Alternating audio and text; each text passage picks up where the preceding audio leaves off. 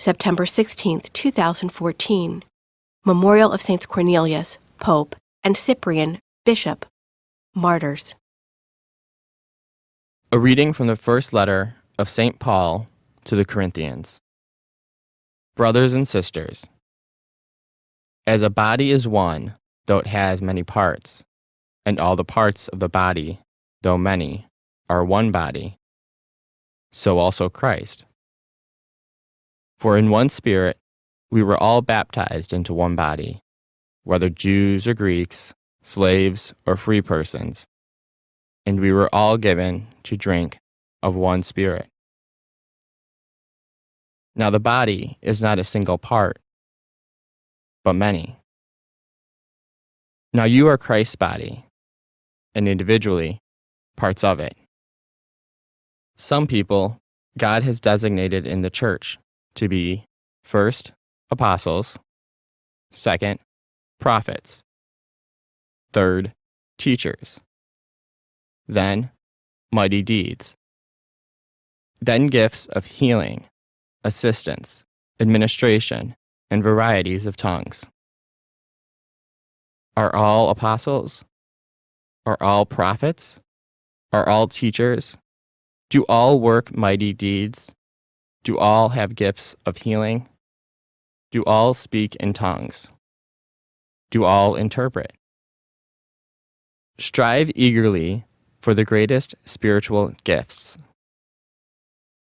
The word of the Lord. The responsorial psalm.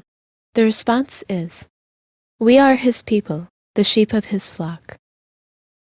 Sing joyfully to the Lord, all you lands. Serve the Lord with gladness. Come before him with joyful song. We are his people, the sheep of his flock. Know that the Lord is God. He made us, his we are, his people, the flock he tends. We are his people, the sheep of his flock. Enter his gates with thanksgiving, his courts with praise. Give thanks to him, bless his name. We are his people, the sheep of his flock. For he is good, the Lord, whose kindness endures forever, and his faithfulness to all generations. We are his people, the sheep of his flock. A reading from the Holy Gospel according to Luke. Jesus journeyed to a city called Nain, and his disciples and a large crowd accompanied him. As he drew near to the gate of the city, a man who had died was being carried out, the only son of his mother, and she was a widow. A large crowd from the city was with her. When the Lord saw her, he was moved with pity for her and said to her, "Do not weep." He stepped forward and touched the coffin. At this the bearers halted, and he said, "Young man, I tell you, arise."